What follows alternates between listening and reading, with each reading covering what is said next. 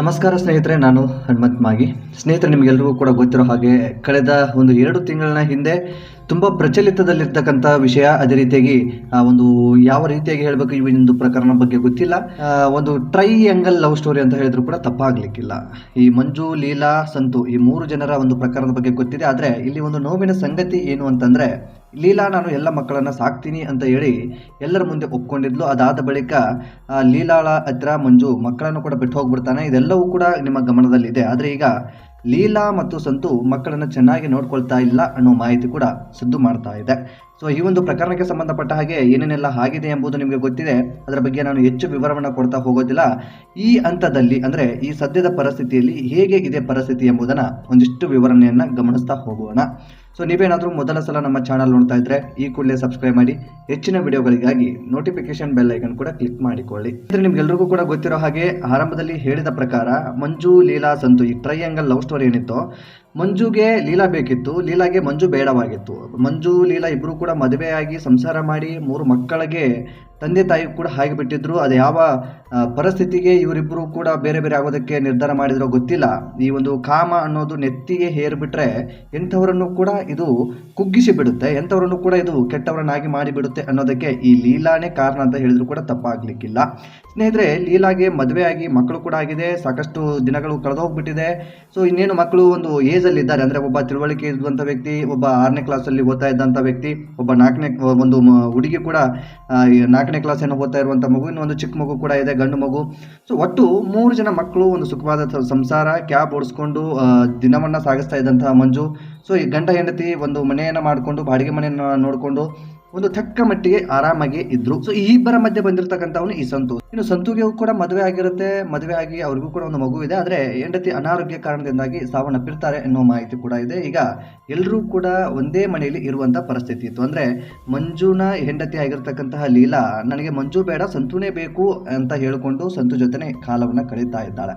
So Santu ಜೊತೆನೆ ಕಾಲವನ್ನು ಕಳಿಬೇಕಾದಂಥ ಸಂದರ್ಭದಲ್ಲಿ ಈಗ ಮಂಜು ಏನು ಮಾಡ್ತಾನೆ, ಒಂದು ಸಂದರ್ಭದಲ್ಲಿ ಗೊತ್ತಿದೆ ನಿಮಗೆಲ್ರಿಗೂ ಕೂಡ, ಸಂತು ಮೇಲೆ ಅಟ್ಯಾಕ್ ಅನ್ನು ಮಾಡ್ತಾನೆ. ಬಿಯರ್ ಬಾಟ್ಲಿಯಿಂದ ಅವನನ್ನು ಹೊಡೆಯೋದಕ್ಕೆ ಹೋಗ್ತಾನೆ. ಹೊಡೆಯೋದಕ್ಕೆ ಹೋಗಿ ಕೊಲೆ ಮಾಡಬೇಕು ಅಂತ ಅಂದ್ಕೊಂಡಿದ್ನೋ ಅಥವಾ ಇನ್ನೇನೋ ಮಾಡ್ಬೇಕು ಅನ್ಕೊಂಡಿದ್ನೋ ಗೊತ್ತಿಲ್ಲ.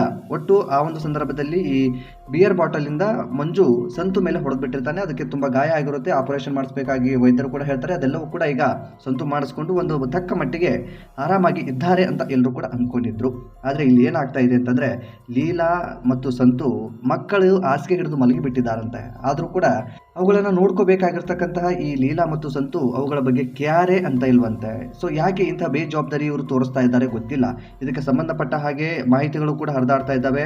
ಮಕ್ಕಳನ್ನು ಸರಿಯಾಗಿ ಸ್ಕೂಲ್ಗೂ ಕೂಡ ಕಳಿಸ್ತಿಲ್ವಂತೆ, ಮಕ್ಕಳನ್ನು ಚೆನ್ನಾಗಿ ನೋಡ್ಕೊಳ್ತಾ ಇಲ್ವಂತೆ. ಸೊ ಯಾರದೇ ಮಕ್ಕಳನ್ನ ಇನ್ಯಾರೋ ನೋಡ್ಕೊಳ್ಳೋದು ಅಂದರೆ ಅಷ್ಟು ಸುಲಭವಾದ ವಿಚಾರವೂ ಕೂಡ ಅಲ್ಲ. ಈಗ ಮಂಜು ಮಕ್ಕಳನ್ನ ಸಂತು ಹೇಗೆ ನೋಡ್ಕೊಳ್ಳೋದಕ್ಕೆ ಸಾಧ್ಯ? ಮಂಜು ರೀತಿಯಲ್ಲಿ ಸಂತು ನೋಡ್ಕೊಳ್ಳೋದಕ್ಕೆ ಆಗುತ್ತಾ? ಸೊ ಆಗೋದಕ್ಕೆ ಸಾಧ್ಯವಿಲ್ಲ. ಇತ್ತ ಮಂಜುಗೂ ಕೂಡ ಯಾವುದೇ ರೀತಿಯಾದಂಥ ಬೇಲ್ ಕೂಡ ಸಿಕ್ಕಿಲ್ಲ. ಮಂಜು ಕೂಡ ಇನ್ನೂ ಪೊಲೀಸರ ಕಸ್ಟಡಿಯಲ್ಲೇ ಇದ್ದಾನೆ. ಸೊ ಮಂಜುಗೂ ಬೇಲ್ ಕೊಡೋದಕ್ಕೂ ಕೂಡ ಯಾರು ಮುಂದೆ ಬರ್ತಾ ಇಲ್ಲ. ಇತ್ತ ಮಕ್ಕಳು ಕೂಡ ಸಂಕಷ್ಟದಲ್ಲಿ ಸಿಲುಕಿಕೊಂಡು ಬಿಟ್ಟಿದ್ದಾವೆ. ಸೊ ಇತ್ತ ಒಳ್ಳೆಯ ತಂದೆಯೂ ಕೂಡ ಸಿಗಲಿಲ್ಲ, ಒಳ್ಳೆಯ ತಾಯಿಯೂ ಕೂಡ ಸಿಗಲಿಲ್ಲ. ಆ ಮಕ್ಕಳ ಪರಿಸ್ಥಿತಿ ನಿಜಕ್ಕೂ ಯಾರೂ ಕೂಡ ಊಹೆ ಮಾಡಿಕೊಳ್ಳದಂಥ ಪರಿಸ್ಥಿತಿಯಲ್ಲಿ ಆ ಮಕ್ಕಳುಗಳು ಇದ್ದಾರೆ.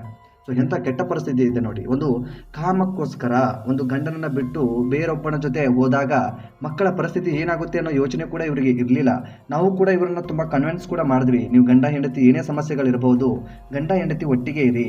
ನಿಮಗೋಸ್ಕರ ಅಲ್ಲದೆ ಇದ್ದರೂ ನಿಮ್ಮ ಮಕ್ಕಳಿಗೋಸ್ಕರ ನೀವು ಗಂಡ ಹೆಂಡತಿ ಜೊತೆಗಿದ್ರೆ ನಿಮ್ಮ ಮುಂದಿನ ಜೀವನ ಚೆನ್ನಾಗಿರುತ್ತೆ, ಮಕ್ಕಳ ಭವಿಷ್ಯ ಕಟ್ಕೊಳ್ಳೋದಕ್ಕೆ ಆಗುತ್ತೆ.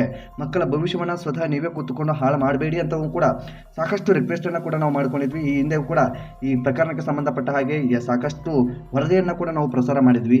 ಇಲ್ಲಿ ಮುಖ್ಯವಾಗಿ ಈ ಒಂದು ಕೇಸಲ್ಲಿ ಇನ್ವಾಲ್ವ್ ಆಗೋದಕ್ಕೆ ಒಂದೇ ಒಂದು ಉದ್ದೇಶ, ಮಕ್ಕಳ ಭವಿಷ್ಯ ಹಾಳಾಗಬಾರ್ದಿತ್ತು. ಸಾಕಷ್ಟು ಸಮಸ್ಯೆಗಳು ರಾಜ್ಯದಲ್ಲಿ ತುಂಬಿಕೊಂಡು ತುಳುಕಾಡ್ತಾ ಇದ್ದಾವೆ. ಅವುಗಳ ಬಗ್ಗೆ ಮಾತನಾಡದೆ ಈ ಒಂದು ಸಂದರ್ಭದಲ್ಲಿ ಇವರನ್ನು ಒಂದು ಮಾಡೋದಕ್ಕೆ ಪ್ರಯತ್ನ ಪಟ್ಟಿರೋಕ್ಕೆ ಉದ್ದೇಶ ಇಷ್ಟೇ, ನಿಮ್ಮ ಮಕ್ಕಳ ಭವಿಷ್ಯ ಹಾಳಾಗಬಾರ್ದು, ನಿಮ್ಮಿಂದ ನಿಮ್ಮ ಮಕ್ಕಳ ಭವಿಷ್ಯಕ್ಕೆ ತೊಂದರೆ ಆಗಬಾರ್ದು ಎಂಬ ಒಂದು ಕಾರಣದಿಂದಾಗಿ ಇವರುಗಳ ಜೊತೆ ಸಾಕಷ್ಟು ಕನ್ವಿನ್ಸ್ ಕೂಡ ಮಾಡಿದ್ವಿ. ಆದರೆ ಅದ್ಯಾವುದೂ ಕೂಡ ಸಾಧ್ಯವಾಗಲಿಲ್ಲ. ತಮ್ಮ ತಲೆಯಲ್ಲಿ ಏನೇನಿತ್ತೋ, ಆ ಒಂದು ತಲೆಯಲ್ಲಿ ಏನು ಲದ್ದೆ ತುಂಬಿಕೊಂಡಿತ್ತೋ ಆ ಲದ್ದೆಗೆ ಇವರು ಬೆನ್ನತ್ತಿ, ಆ ಲದ್ದೆಯಿಂದ ಇವತ್ತು ತಮ್ಮ ಜೀವನವನ್ನು ಕೂಡ ಹಾಳು ಮಾಡ್ಕೊಂಡಿದ್ದಾರೆ. ಆ ಕಡೆ ಮಂಜು ಇವರನ್ನ ಕೊಲೆಗೆ ಪ್ರಯತ್ನಿಸಿ ಪೊಲೀಸರ ಅತಿಥಿಯಾಗಿ ಪೊಲೀಸ್ ಸ್ಟೇಷನಲ್ಲಿ ಬಂಧಿತನಾಗಿದ್ದಾನೆ. ಇನ್ನು ಲೀಲಾ ತನ್ನ ಮಕ್ಕಳನ್ನು ಕೂಡ ಚೆನ್ನಾಗಿ ನೋಡ್ತೀನಿ ಅನ್ನೋ ಮಾತನ್ನು ಕೊಟ್ಟು, ಚೆನ್ನಾಗಿ ನೋಡ್ಕೊಳ್ತೀನಿ, ಚೆನ್ನಾಗಿ ಸಾಕ್ತೀನಿ ಅನ್ನೋ ಒಂದು ಭರವಸೆಯನ್ನು ಕೊಟ್ಟು ಕರ್ಕೊಂಡು ಹೋಗ್ತಾಳೆ. ಆದರೆ ಆ ಮಕ್ಕಳನ್ನ ಚೆನ್ನಾಗಿ ನೋಡ್ಕೊಳ್ತಾ ಇಲ್ಲ.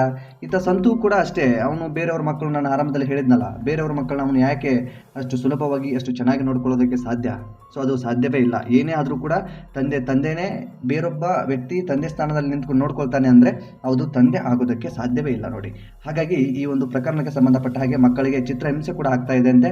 ಇದಕ್ಕೆ ಸಂಬಂಧಪಟ್ಟಿರುವ ಹಾಗೆ ಅಧಿಕಾರಿಗಳು ಏನಿದ್ದಾರೋ ಈ ಮಕ್ಕಳ ವಿಚಾರಕ್ಕೆ ಸಂಬಂಧಪಟ್ಟ ಹಾಗೆ ಅಥವಾ ಈ ಮಹಿಳಾ ಇಲಾಖೆಯವರಾಗಿರ್ಬೋದು, ಸೊ ಇದಕ್ಕೆ ಸಂಬಂಧಪಟ್ಟಂತಹ ಅಧಿಕಾರಿಗಳು ಇದರತ್ತ ಗಮನ ಕೊಡಬೇಕು. ಮಕ್ಕಳ ಭವಿಷ್ಯಕ್ಕೆ ಯಾವುದೇ ರೀತಿಯಾದಂತಹ ತೊಂದರೆ ಆಗದೇ ಇರಲಿ ಎಂಬ ಕಾರಣದಿಂದಾಗಿ ಈ ಒಂದು ವರದಿಯನ್ನು ನಿಮ್ಮ ಮುಂದೆ ಇಟ್ಟಿದ್ದೀನಿ. ಸೊ ಆ ಒಂದು ಸದ್ಯದ ಪರಿಸ್ಥಿತಿ ಹೇಗಿದೆ ಎಂಬುದನ್ನು ಎಲ್ಲರೂ ಕೂಡ ಗಮನಿಸಬೇಕಾಗಿದೆ.